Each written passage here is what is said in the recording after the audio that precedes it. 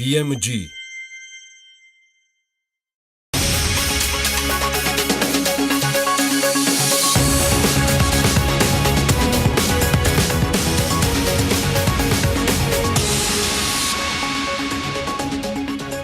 პირველ კვარტალში 5.2%-ით გაზრდილი ეკონომიკა საკმარისია თუ არა ეს ზრდა ქვეყნის და შესაბამისად თითოეული მისი მოქალაქის გამდიდრებისთვის. რევაზ ვაშაკიძის ანალიზს მოვისმენთ ღია ეთერში. თამბაქოს აქციზის ეფექტი, რაში არ ემთხვევა ჯანდაცვის და ფინანსთა სამინისტროების მხრიდან უახლესი სტატისტიკის ინტერპრეტაცია. თელარა გელანტია, მეტი დეტალით სულ ცოტა ხანში. ახალი ავიაკომპანია, რომელიც ფრენებს ივნისიდან დაიწყებს, ახალი ბიზნესით ვეხმიანებით 100 წელს საქართველოს პირველი დემოკრატიული რესპუბლიკის დაარსებიდან.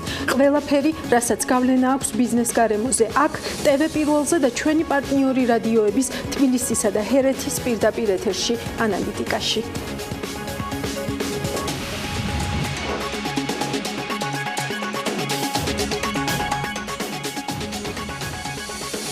მე ამ გადაცემის ავტორი ელენე კვანჭილაშვილი ვარ.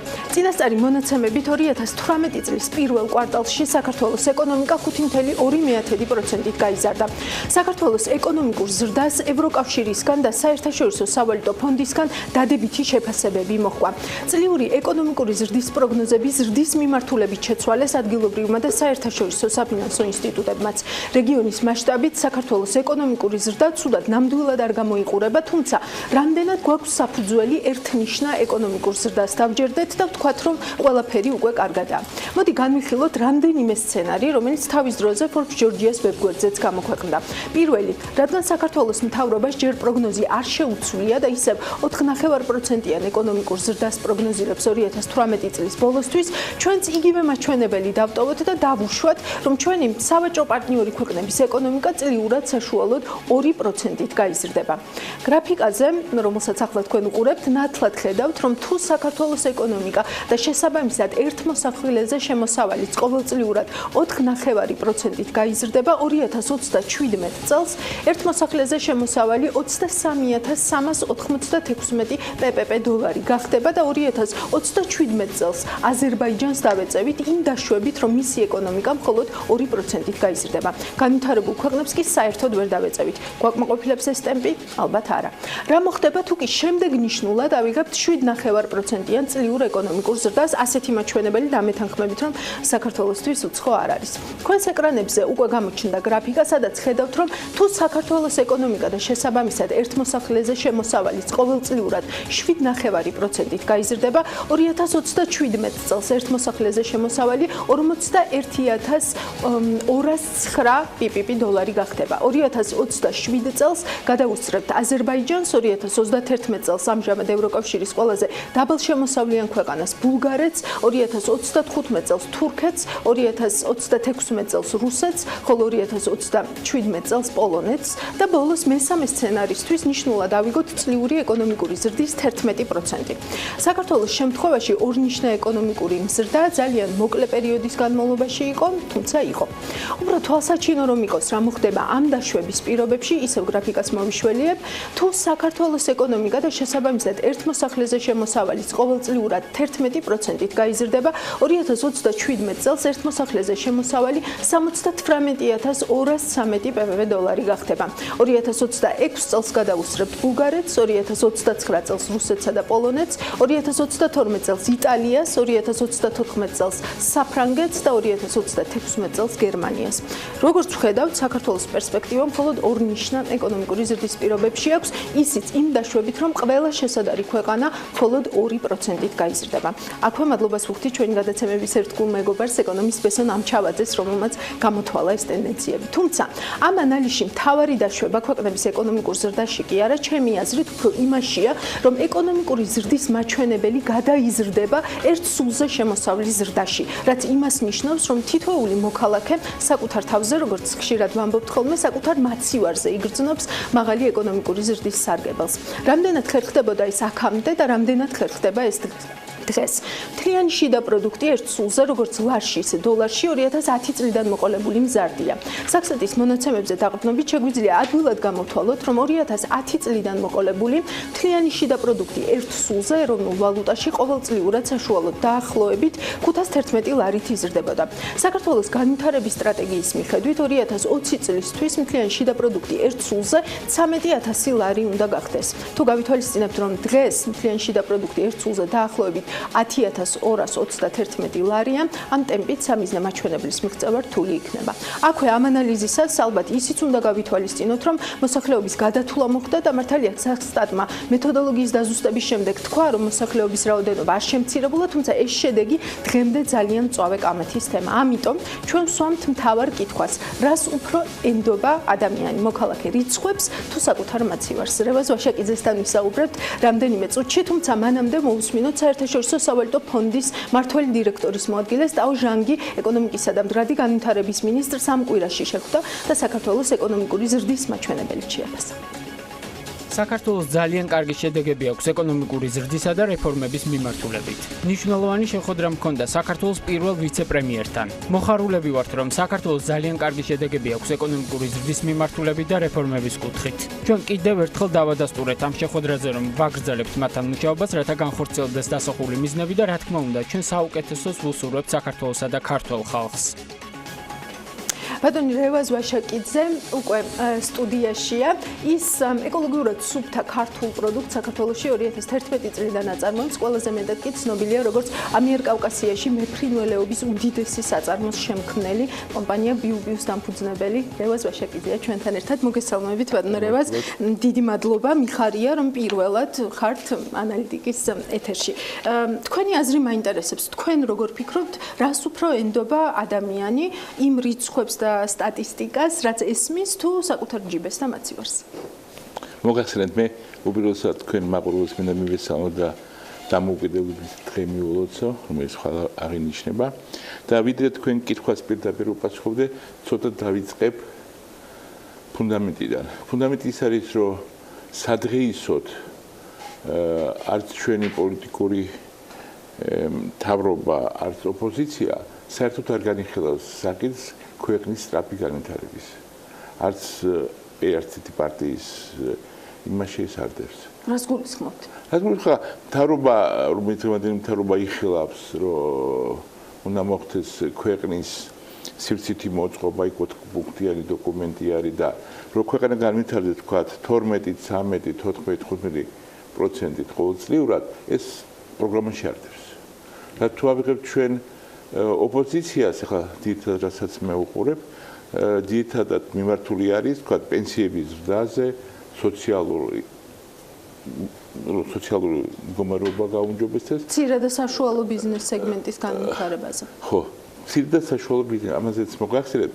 ფაქტიურად ეს კი ჩვენ სახელმწიფოს არ გვაქვს ამბიცია, რომ ჩვენ განვითარდეთ 12 და მეტი ორნიშნად ციფრით. და რა არის ამის მიზეზი? მიზეზიც მოგახსენებთ. ეხლა საქმე რაში მდგომარეობს, რომ ძირითადი პრობლემა სადდევს. ჩემი დათვლით დევს სტატისტიკის სამმართველოში. რომ ეს ორგანიზაცია შექმნილი არის იმ საფუძველზე, რომელიც რეალობას არ შეეფერება.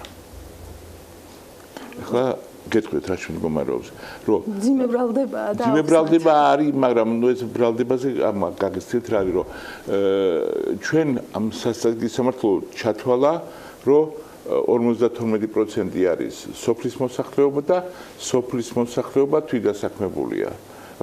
სოფლის მოსახლეობა თვითდასაქმებულია, ქალაქის მოსახლეობაც დიდი ნაწილი დასაქმებულია და უმუშევრობა გვაქვს 13%, რაც რეალობას არ შეეფერება. დიახ, მაგრამ ეს არის საერთაშორისო სტანდარტი, როგორც ზოგადად ითვლება უმუშევრობა და თვითდასაქმებულები და დასაქმება. ეს გეტყვით ხა ნებისმიერმა ორგანიზაციამ შეიძლება გადათვლა მოახდინოს საერთაშორისო, მაგრამ დღევანდელმა მთავრობამ, ხვალინდელმა მთავრობამ, ან წინა მთავრობამ ისარგებლოს ყალბი მე გეტყვით მონაცემით, ეს არის ძალიან ცუდი და დამანგრეველი. მაგალითად მე მახსოვს რომ რაღაც პერიოდში როდესაც ოცნების მთავრობა მოდიოდა იქ პირდაპირ იყო დასმული საკითხი რომ სოფლის მოსახლეობა ეს ფაქტობრივად უმუშევარი ხალხი არის მე გეტყვით რომ სოფელში რო გახვიდეთ თქვათ რა იყო თქვათ 20 ლარი და დაახურდაოთ ადამიანს ვერ იპოვი რომელსაც ხურდა აქვს ან თუ ჯიხურში შეხვალ და თხოს დახურდებას ფული არ არის საერთოდ და კარგი იქნებოდა რა ვიცი ჩვენ სხვა პრინციპზე რო ავაგოთ ეს ჩვენი სტატისტიკის სამართლო რომ მთავრობას ჰქონდეს სრული ინფორმაცია რა არის ქვეყანაში ეს არის უნდა იყოს მთავრობის და ხალხის პულსი მაჩვენებელი თუ ჩავთვლით რომ დღეს ახლა თქვა 13% არის მართლა უმუშევრობა მაშინ ყველაფერი კარგად ყოფილა და მთავრობის პროგრამები და ყველაფერი ჩვენ დავეხმაროთ შედარებით საწარმოებს ან პატარა ან საშუალოს მაშინ ყველაფერი ნორმალურადაა მაგრამ რეალობა ეს ჩვენ აცდენილი ვართ საქმე იმაში არის რომ სოფლის მოსახლეობის დიდი ნაწილი ვიტყვი რომ გარბის ქალაქში რო იქ იმუშაობს სამშობლო ეხლა თუ იქ უფრო მეტი მომშავი ადგილია სოფელში რატო გარბის მაშინ ქალაქში გაუგებარია და ორივენი ერთად კიდევ გარბიან საზღვარგარეთ და ფაქტიურად მოსახლეობა მცირდება და მცირდება ასე ჩვენ თუ ერთმანეთს ვატყვილეთ სტატისტიკის სამმართველო მთავრობა ხალხს ოპოზიცია ხალხს ატყვილეთ ეს ფაქტიურად არის მე გეტყვით რომ მოსახლეობის დიდ ნაწილს არ ჯერა თქვენი პირველი კითხვა ჯერა თუ არა ის რასაც აგვიყვება არავის არ ჯერა და რასაკვირველია ეს არაჩვენებს თავარს რა მდგომარეობაში ვარ ჩვენ აი რა მდგომარეობაში ვართ ამის ანალიზი მე გეტყვი ხა სოფლის მოსახლეობის და ამოვიდეთ ამჯერ იმ რიცხვებიდან რაც რიცხვებიდან სოფლის მოსახლეობის 52%-ია თუ 53%-ია შეიძლება ჩავთვალოთ ეს უმუშევრად მე გეტყვით რატომ უმუშევრად იმიტომ შემოსავალი მათ არ აქვს გადასახადებს არ იხდიან არც შემოსავლებს არ იხდიან მაგალითად საქართველოში ერთ-ერთი ყველაზე კარგი სტრუქტურა რომელიც მე ვთვლი რომ ევროპულ ქვეყნებზე კარგი სტრუქტურა ეს არის ფინანსთა სამინისტრო რომელსაც სრული სტატისტიკა აქვს და ზედამხედველობას აწარმოებს ყველა ორგანიზაციას რომ ყველა გადასახადი გადაიხადოს ყველა ფიზიკურმა პირმაც გადაიხადოს და ფაქტიურად შემოსავლების კონტროლი ძალიან მაღალ დონეზე არის ჩვენ თუ ავიღეთ მონაცემებს ვთქვათ საიდანაც ის ხალხი ვინც იხდით გადასახადებს მაშინ აღმოჩნდება რომ ჩვენ დაახლოებით 62-65% მუშაობრივი გვაქვს თუ ასეთი მიღებული იქნება რაც რეალურად შესაძლებლობა ფაქტს მაშინ საჭირო არის სულ სხვა ეკონომიური პოლიტიკის გატარება ანუ იმისა რასაც ჩვენ ვიხილავთ სწრაფი ეკონომიკური განვითარება რომ მოხდეს ეხლა მე გეტყვით თქვენ რომ და ეს 4 პუნქტიანი გეგმა რომელზეც ამდენს ლაპარაკობენ თქვენი აზრით აცდენილია იმ სწრაფი განვითარების მოთხოვნებს რაც არის აცდენილი არის მე რატომ გეტყვით იმიტომ აცდენილია რომ ეხლა ჩვენ მასიურად ინფრასტრუქტურას ვქმნით ვაშენებთ ძალიან კარგია მაგრამ ამას არ უდევს ეკონომიური სარჩელი ანუ ჩვენ გზას ვაკეთებთ რაღაცა სოფელში რაღაცა მთაში ვთქვათ ბეტონის ან ასფალტის და რას გვაძლევს ეს ჩვენი ყველა მე რატო გეუბნებით რომ ჩვენ თუ მივიღებთ რომ ჩვენ ამდენი უმუშევარი ვართ ჩვენ უნდა გავაკეთოთ სხვა ეკონომიური პოლიტიკა უნდა გამოვიდეთ იმით რომ ჩვენი ქვეყანა უნდა განვითარდეს 12, 13, 15%-ით ჩვენ სხვა გამოსავალი არ აქვს. იმ შემთხვევაში ჩვენ თუ გავაგრძელებთ დღევანდელ ეკონომიური პოლიტიკას, ჩვენ მოსახლეობა 1-5 წლის შემდეგ, როგორც სასონხეთია, მილიონზე ჩამოსული, ისე ვიქნებით ჩვენს. ეს ძალიან ცუდია, იმიტომ რომ ქართველი ხალხი არის ძალიან აქტიური და ცდილობს შემოსავალი შოუს. თუ აქ არ განვითარდა, წავა საზღვარგარეთ და იქ იშვების ფულს. აქ რა პირობები უნდა იყოს იმისთვის, რომ აი ვინც დასაქმებულია, იმან მაინც ესე ვთქვათ, იშოვოს ფული. მე ხა ჯერ მაგასაკეთებს გიპასუხოთ, მაგრამ მე გეტყვით, რომ ძირითადი ვთქვათ, პოლიტიკური მიმართულება ჩვენს ეკონომიური, რასაც ბიუჯეტი და მთავრობა, ეს არის საშუალო და მცირე ბიზნესი. მე გეტყვით, რომ თანამედროვე თუ ავიღებთ სოფლის მეურნეობას, ეს არის ინდუსტრიალური წარმოება. ჩვენ დავაფინანსოთ საშუალო და პატარა წარმოებები, ეს ნიშნავს ქვეყანამ თავისი რესურსი გადაყაროს. რატომ? იმიტომ რომ ამ შემთხვევაში ჩვენ გვყავს ორი დიდი მეზობელი, ერთი თურქეთი, რომელიც სოფლის მეურნეობა ინდუსტრიალური არის და მეორე რუსეთი. და ჩვენი საზღვრები თქვენ ჩემზე კარგად იცით, რომ გახსნილია და ნებისმიერი წარმოება რო დაიწყოს საშუალოდ, თქვა 2 ან 10 კაცმა რაღაცა, ის არის იქნება თანამედროვე ტექნოლოგიური და შესაბამისად შემოიტანეს სახლოს და გაჩერდება. ეს დიდი პრობლემა არის და თუ ჩვენ ჩავთვლით, რომ ჩვენ გვინდა ინდუსტრიალური ჩქარი განვითარება, მაშინ საჭირო არის მოხდეს ქვეყნის თუნდაც დღეს ჩვენ ვლაპარაკობთ სოფლის მეურნეობაზე, ინდუსტრიალიზაცია.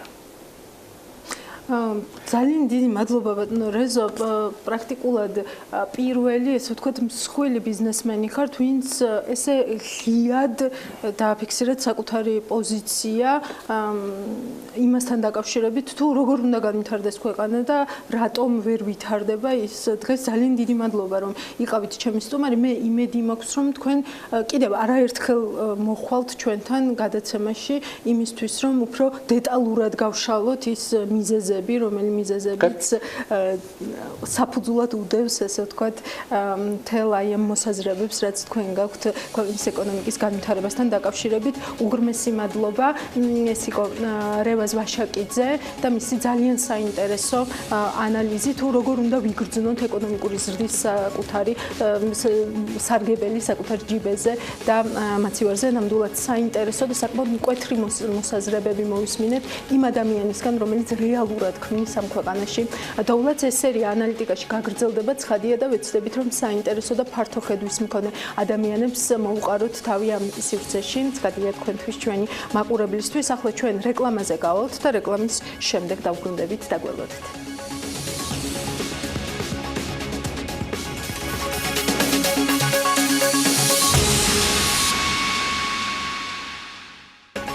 თქვენ უყურებთ ანალიტიკას, მე ელენე კვანჭილაშვილი ვარ.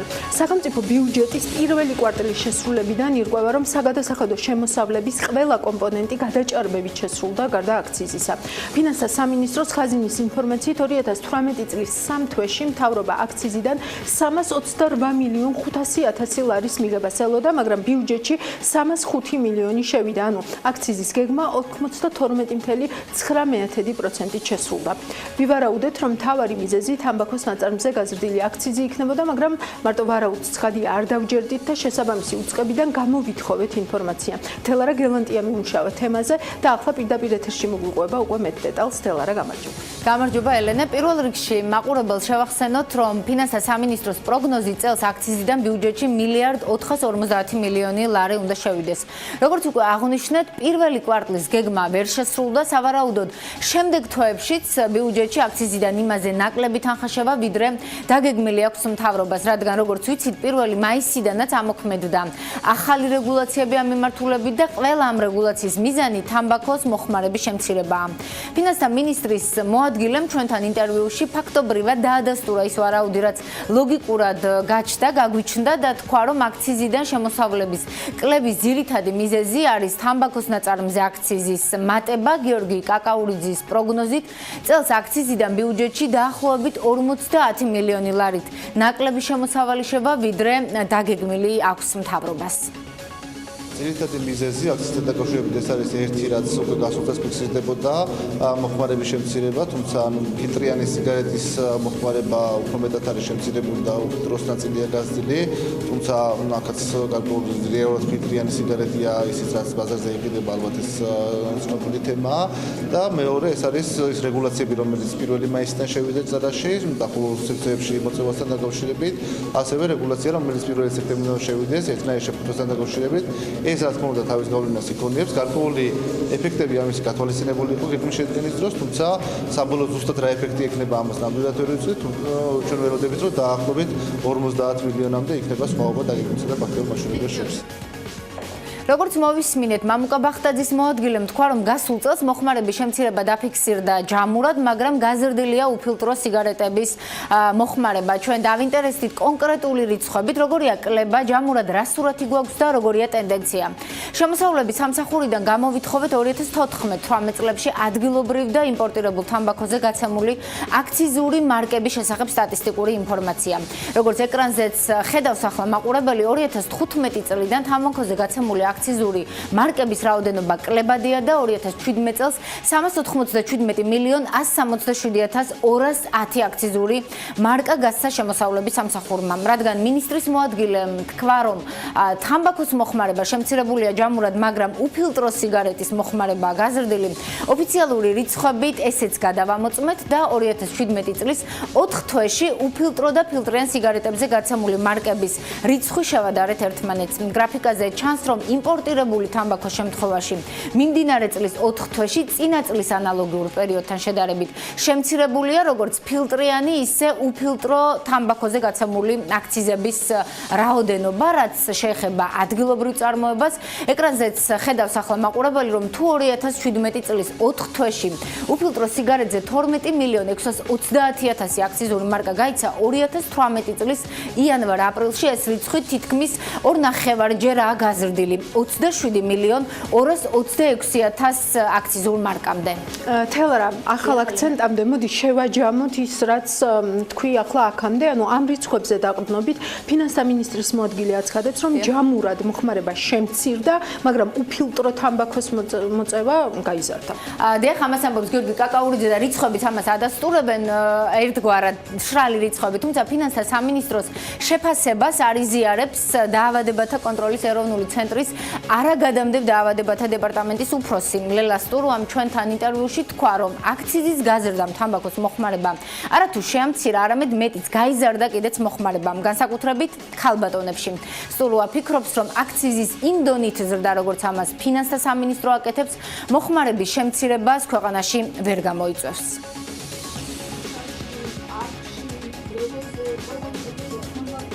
სოფლიოში დადგენილია, რომ აქციზის ზრდა არის ნომერი 1 ყველაზე ეფექტური საშუალება თამბაქოს მოხმარების შემცირებისა ქვეყანაში. მაგრამ აქციზის ზრდა უნდა იყოს სერიოზული და არა ისეთი, როგორიც საქართველოში განხორციელდა. სამწუხაროდ ჩვენთან სიგარეტის კოლოფზე ფასი არის ბევრად ნაკლები, ვიდრე ჩვენს მეზობელ ქვეყნებში, მხოლოდ ერთ ქვეყანაშია ჩვენი დონის ფასი. აქედან გამომდინარე, ვინაიდან არ განხორციელებულა სერიოზული ზრდა, ნამდვილად არ ღირს ველოდოთ, რომ თამბაქოს მოხმარების გავრცელება ქვეყანაში ამ 1 წლის განმავლობაში შემცირდებოდა. რაც შეეხება უფილტრო სიგარეტის რეალიზაციის ზრდის ფაქტს, დაავადებათა კონტროლის ეროვნულ ცენტრში ამ ტენდენციას საფასო განსხვავებით და კიდევ ერთი ახალი რეგულაციით ხსნიან, რომელიც მომავალი წლის 1 იანვრიდან ამოქმედდება. ერთ-ერთი ახსნა შეიძლება იყოს, თუ კი აქციზი უფილტროზე უფრო მეტია, რომ შეიძლება ზოგიერთი ადამიანი გადავიდა უფილტრო სიგარეტის მოწევაზე და გარდა ამისა, ზოგადად როგორც იცით, ქვეყანაში იცვლება თამბაქოს შეფუთვა, გამოიცა ბრძანება სპეციალური, რომელიც ამტკიცებს პიქტოგრამებს, 9 ტიპის ახალი პიქტოგრამა იქნება, როგორც იცით, გაიზარდა თამბაქოს კოლოფზე გამაფრთხილებელი წარწერის და ამ პიქტოგრამის მოცულობა 65%-მდე, ანუ 1 იანვრამდე ფაქტიურად უნდა ამოიყიდოს ძველი სიგარეტი, ძველი ტიპის კოლოფებით და 1 იანვარს უნდა გქონდეს აბსოლუტურად ახალი კოლოფები გაყიდვაში. შესაძლებელია სავარაუდოდ აქციზების რაღაც ცვლილება აქციზების გაყიდვაში ამასაც უკავშირდებოდეს. ლელა სტურუა იმედს გამოთქვამს, რომ 1 მაისიდან ამოქმედებული რეგულაციებით თამბაქოს მოხმარების შემცირებაში თავის წვლილს შეიტანს, მაგრამ დარწმუნებულია, რომ ყველაზე ეფექტური გზა მაინც თამბაქოს ნაწარმზე აქციზის მკვეთრი ზრდაა, რასაც მისი ინფორმაციით მამუკა ბახტაძის უწყება გეგმავს კიდეც. იმას კიდე ფინანსთა სამინისტრო ძალიან მალე გაზრდის კვლავ აქციზის ფასს. ვალდებულია, ეს ვალდებულება აქვს ქვეყანას და უნდა შევასრულოთ. ფინანსთა სამინისტრომ თვითონ იცის ეს აქციზის ფასი როდის გაზარდოს. ზოგადად რამდენადაც ვიცი 2018 წელს ეს უნდა განხორციელდეს, მაგრამ როგორი რა ნიშნულით და როდის ზუსტად ამის შესახებ არ ვიცი. ზოგადად ორი ტიპის აქციზო გადასახადია. დაველოდოთ გაზრდის თუ არა ფინანსთა სამინისტრო თამბაქოს ნაწარმზე აქციზის განაკვეთ წელსაც და რამდენით, რასაც ხედავთ ისაა, რომ ფინანსთა სამინისტრო შემოსავლების სამსახურის მიერ გაცემული აქციზური მარკების მიხედვით, ასე ვთქვათ, ასკუნის, რომ მოხმარება მცირდება ქვეყანაში თამბაქოს ნაწარმზე, მაგრამ საკუთარ კვლევებზე დაყრდნობით ამ შეფასებას არ იზიარებენ ჯანდაცვის სამინისტროში და აცხადებენ, რომ მოხმარება ქვეყანაში გაზრდილია. პარალელურად იზრდება უაქციზო სიგარეტების რეალიზაციის ფაქტები. ფინანსთა სამინისტროს საგამოძიებო სამსახურის ინფორმაციით 2017 წელს 9 მილიონზე მეტი კოლოფი უაქციზო სიგარეტი ამოიღეს, რაც 21-ჯერ აღემატება 2016 წლის ანალოგიურ მაჩვენებელს. ელენე. მადლობა თელარა, გისმენდი და ჯანდაცვის სამინისტროს პოზიცია ძალიან საინტერესოდ. მენიშნა პირდაპირ, ესე ვთქვათ, არ ამბობს, რომ აქციზის ზრდა აისახა მოხმარების შემცირებაზე, არა და პრინციპში მისთვის მომგებიანი იქნებოდა ამის მტკიცება ერთი შეხედვით. რაც შეეხება ფინანსთა სამინისტროს პოზიციას, ჯერ კიდევ როდის ვამბობდით და მეთანხმები, რომ უაქციზო სიგარეტის ზრდა ერთ-ერთი მთავარი რისკი იქნებოდა ამ პოლიტიკის. 21ჯერ არის, როგორც ჩვენ თქვი, გაზრდილი მაჩვენებელი, რაც კიდევ უფრო მეტად ართულებს ალბათ ჯანდაცვის სამინისტროს მხრიდან იმის შეფასებას, თუ როგორია რეალურად მოხმარების ტრენდი. ასდიახ, ასეთია სურათი, ერთია ფინანსთა სამინისტრო, რასაც ხედავს რიცხვებში და მეორეა ჯანდაცვის სამინისტროს კვლევები, რაზეც ვრცლად ვისაუბრეთ, რომ ქვეყანაში მოხმარება არ შემცირებულა. ეს იყო თელარა გელანტია, მადლობა მას საინტერესო აქცენტებისთვის. ჩვენი კიდევ ერთი ჟურნალისტი თამუნა დემეტრაშვილი გველოდება პირდაპირ ხაზზე, ის დღეს რუსთავში ესწრება საქართველოს პარლამენტის დარგობრივი ეკონომიკისა და ეკონომიკური პოლიტიკის კომიტეტის გასვლით სხდომას, სადაც ძირითადი განსახილველი თემა საქართველოში თავისუფალი ინდუსტრიული ზონების განვითარების მდგომარეობის შეფასება და საქართველოს ინდუსტრიული პოლიტიკის მიმართულებებზე და სახელმწიფოს მხრიდან მხარდაჭერის ფორმებზე მიმდინარეობს, ეს ვთქვათ, დისკუსია და მსჯელობა თვითონ თიზების წარმომადგენლებთან. ერთად საკმაოდ საინტერესო ფორმატია და თამუნა დემეტრაშვილისგან ველით ამ შეხვედრიდან უკვე მეტ დეტალს. თამუნა, გამარჯობა, მუშაობთ პირდაპირ ეთერში. მოგესალმები ელენე, შეიქმნება თუ არა რუსთავში თავისუფალი ინდუსტრიული ზონა. ამ საკითხთან დაკავშირებით დარგობრივი კომიტეტის დღევანდელ სხდომაზე აღმასრულებელი ხელისუფლების წარმომადგენლებს კონკრეტული პასუხი არ გაუწიათ, თუმცა ეს იდეა რუსთავის მაჟორიტარმა დეპუტატმა დააყენა. დეპუტატი ამბობს, რომ რუსთავია სწორედ ის ქალაქი, რომელსაც თავის ისტორიიდან გამომდინარე ყველაზე მეტად შეესაბამება ინდუსტრიული ზონის სტატუსი. გაიხსენა ის დროც, როდესაც აქ ამ ქალაქში 90,000 ადამიანი სწორედ ინდუსტრიის სფეროში იყო დასაქმებული. ალბათ დარგობრივი კომიტეტის დღევანდელი გასვლითი სხდომა სწორედ სიმბოლური იყო აქ ამ ქალაქში, რუსთავის მეტალურგიული ქარხნის შენობაში იმ თემებზე სასაუბროთ, რაც არის ინდუსტრიული პოლიტიკა და თავისუფალი ინდუსტრიული ზონები. როგორც კომიტეტის თავმჯდომარემ რომან კაკულიამ განაცხადა, სახელმწიფოს სტრატეგია სწრაფი ეკონომიკური ზრდა, რისი მიღწევაც ინდუსტრიული პოლიტიკის გარეშე შეუძლებელია. მისი თქმით, მინიმუმ ეკონომიკის 7%-იანი ზრდა არის აუცილებელი იმისთვის, რომ სიღარიბის დაძლევისკენ გადაიდგას ნაბიჯები და ამისათვის, რა თქმა უნდა, ინდუსტრიული განვითარებას აქვს ძალიან დიდი მნიშვნელობა. მოვისმინოთ რომან კაკულიას პოზიცია. მიზანი ინფრასტრუქტურული პროექტების, ტურიზმის ასეთი დაწინაურების თუ არ შეივსო ძალიან კაფეო ინდუსტრიული პოლიტიკით, რომელიც უკვე ძალიან მნიშვნელოვან კონტრიბუციას გაუკეთებს მთლიანად ამ პროცესს ეკონომიკურ ზრდას, მაშინ ჩვენ ვერ მივიღებთ სიღარიბის შემცირების ძალიან ძლავრ ტენდენციებს. სწორედ აი ამ პროცესების ერთობლივად განახვის მიზანს ემსახურება ჩვენი დღევანდელი შეკვეთა, შესაძლებელსაც რუსთავის მეტალურგიული ქარხნის მაგალითზე ჩვენ გვინდა მოვისმინოთ ეკონომიკის სამინისტროს ხედვა, როგორც ინდუსტრიის ამიმართულების და სხვა მიმართულებების განვითარებასთან დაკავშირებით, აგრეთვე თავისუფალი ეკონომიკური ზონების ძალიან მნიშვნელოვანი სტრატეგია, რომელიც ასევე მათ აქვს შემუშავებული. რას ფიქრობენ თავად თიზების წარმომადგენლები? რა პრობლემებს აწყდებიან ისინი უშუალოდ მუშაობის პროცესში? ჩვენ რა თქმა უნდა ამ საკითხით დავინტერესდით. პოზიცია ცალსახაა. კანონი, რომელიც ქვეყანამ თიზების რეგულაციისთვის 10-12 წლის წინ მიიღო, უკვე მოძველებულია, აღარ შეესაბამება რეალობას და აუცილებელია მისი გადახედვა შეცვლის კუთხით. მეტიც თიზების წარმომადგენლებმა აღნიშნეს, რომ ზოგიერთ შემთხვევაში არსებული კანონმდებლობა ხელსაც კი უშლის ინვესტორების მოზიდვას. რაც ეხება მთლიანად ამ განვლილი პერიოდის შეფასებას თიზების საქართველოში ფუნქციონირებისა, წარმომადგენლები პოზიტიურად აფასებენ, დადებითად აფასებენ, თუმცა დასძენენ, რომ უკეთესი შედეგის მიღწევა იყო შესაძლებელი. მოვისმინოთ, რას ფიქრობენ თავისუფალი ინდუსტრიული ზონების წარმომადგენლები.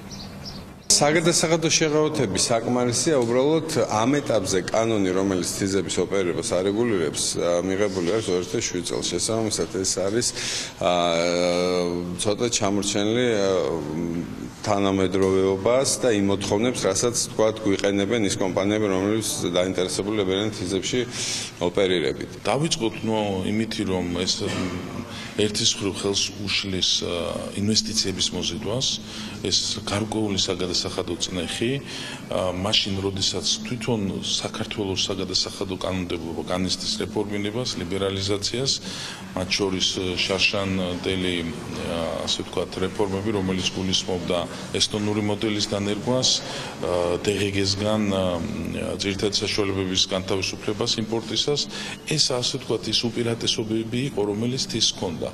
თიზი ეხლა დარჩა გარკვეულწილად ხელს შეუხებელი. ასე რომ ჩვენ ვთვლით, რომ იმ ფონზე, როდესაც ქვეყნის სტრატეგია არის, რომ მოახდინოს ლიბერალიზაცია, შესაძლებელია ერთობლივად შეთანხმებით მოხდეს გარკვეულწილი ცვლილებები, რაც ხელს შეუწყობს უფრო ეფექტურად პროცესების წარმართვას თავისუფალ ინდუსტრიულ ზონაში. კომიტეტის დღევანდელ სხდომას აღმასრულებელი ხელისუფლების წარმომადგენლების მხრიდან ეკონომიკის მინისტრის მოადგილე გიორგი ჩერქეზიშვილი ესწრებოდა, მან სტრატეგიაზე ისაუბრა, რომელიც აქვს ქვეყანას, მთავრობას და ეკონომიკის სამინისტროს ამ სექტორის განვითარების კუთხით. ეს არის ინდუსტრიული პარკების და კლასტერების განვითარება კონკრეტული მიმართულებებით, რომელსაც შემდგომ მიებნება მცირე და საშუალო ბიზნესი. ჩვენ რა თქმა უნდა დავინტერესდით, რას ფიქრობს ეკონომიკის მინისტრის მოადგილე თიზების წარმომადგენლების თხოვნაზე თუ შენიშვნაზე, რომ გადაიხედოს კანონმდებლობა. ცალსახა პასუხი ჩერქეზიშვილი არ გაუწია, თუმცა გარკვეულ განახლების შესაძლებლობა არ გამორიცხა. მოვისმინოთ, რას ფიქრობს გიორგი ჩერქეზიშვილი. ხედვა გახლავთ შემდეგი, რომ ჩვენ უყურებთ ზოგადად ინდუსტრიული პარკების ჩამოყალიბებას და ეგრეთ წოდებული კლასტერების განვითარების დიდი შესაძლებლობებს, სადაც იქნება წამყვანი როგორც დარგობრივ ჭრილში რომელიმე კონკრეტული მიმართულება, რომელიც შემდგომში ასე ვთქვათ მიიბავს მცირე და საშუალო მეწარმეებს და მოახდენს ზოგადად დარგის, ასე ვთქვათ, განვითარებას. ეს არის პრიორიტეტები, რომელზეც ჩვენ მუშაობთ. დაწყებულია რამოდენიმე მნიშვნელოვანი კვლევა, რომელთან მიმართებაში ზოგადად ჩვენ გვაქვს უკვე კონკრეტული, ასე ვთქვათ, შედეგები. კანონმდებლობის გადახედვა ამაზე ალბათ კანონმდებლებთან ერთად შუბია რომ ვიმსჯელოთ. ყოველ შემთხვევაში ის რეგულაციები და ის მოთხოვნები, რომლებიც დღეს არსებობს საერთაშორისო რეგულაციებიდან გამომდინარე და დღეს არსებობს, წამოყენებულია როგორც ევროკავშირის, ისე OECD-ის მიერ, ეს იძლევა გარკვეულ შესაძლებლობებს, რომ გარკვეული ტიპის განახლება განხორციელდეს. დაბოლოს რამდენიმე სტატისტიკურ მონაცემსაც მოგაწვდით. დღეისათვის ქვეყანაში 5 თავისუფალი ინდუსტრიული ზონა ფუნქციონირებს, სადაც ჯამში მუდმივად დასაქმებულია 1000-მდე ადამიანი. სეზონურ სამუშაოებზე ეს რიცხვი 2000-დან 2500 ადამიანამდე იზრდება. ბოლო 10 წლის განმავლობაში, იმ პერიოდში, როდესაც თიზები საქართველოში ფუნქციონირებს, 250 მილიონი დოლარის ინვესტიციაა განხორციელებული, 150 მილიონი დოლარის კი მიმდინარე პროექტებია. ეს ინფორმაციაც დღევანდელ კომიტეტის სხდომაზე ეკონომიკის სამინისტრომ წარმოადგინა. ეს იყო თამუნა დემეტრაშვილი, რუსთავში გამართული საპარლამენტო კომიტეტის გასვლითი სხდომის დეტალებით, სადაც საქართველოს ინდუსტრიულ პოლიტიკაზე მიმდინარეობდა მსჯელობა და გადაცემის ბოლოს უკვე My Way Airlines-ი უნდა გაგაცნოთ. ეს ახალი ავიაკომპანია, რომელიც ქართული ბაზრის სრულფასოვანი მოთამაშე უკვე ივნისიდან გახდება, თუმცა მანამდე ახალი ავიაკომპანია საქართველოს დამოუკიდებლობის აღნიშვნას ორიგინალური გზით უერთდება. ჩვენც ელენე გოგბერაშვილმა საშუალება მოგცა ამ ფორმით შეუერთდეთ 100 წლის აღნიშვნას საქართველოს პირველი დემოკრატიული რესპუბლიკის დაარსებიდან, ახალი ინვესტიციით, ახალი მოთამაშით და მეტი კონკურენციით ავიაბაზარზე და მხოლოდ ფრენისთვის დამახასიათებელი თავისუფლებით. საქართველოს დამოუკიდებლობის 100 წლის იუბილესთან დაკავშირებით ავიაკომპანია My Airlines-ის ყველა ხომალდს მთელი წლის განმავლობაში სიმბოლური სახელი ერქმევა საქართველო. საქართველოს დამოუკიდებლობის 100 წლის აღმნიშვნელი გამოსახულებით კომპანიის 2 ბოინგის ტიპის თვითმფრინავი 12 ივნისიდან დაიწყებს ფრენას. ხომალდის გარე კორპუსზე საიუბილეო ლოგოსთან ერთად საქართველოს ავთენტური გამოსახულებაა დატანილი. ეს წარწერა საჰაერო ხომალდზე შემთხვევით არ შეირჩა. ამ ფორმით კომპანია My Airlines-ი საქართველოში სტუმრად ჩამოსულ უცხოელ ტურისტებს მიაწვდის ინფორმაციას, თუ რამდენად მნიშვნელოვანი თარიღია 26 მაისი ქართველი ერისთვის და რომ ჩვენი ქვეყნის ისტორიული და ავთენტური სახელწოდება არის საქართველო. My Airlines-ი ავიაბაზარზე რეგულარული ფრენების დაწყებას ივნისიდან ეტაპობრივად დაიწყებს. კომპანიის ავიაპარკის შემადგენლობაში 2 ბოინგის ტიპის თვითმფრინავია, თუმცა როგორც ამბობენ, კიდევ ერთი თვითმფრინავი ივლისში, მეოთხე კი დეკემბერში დაემატება.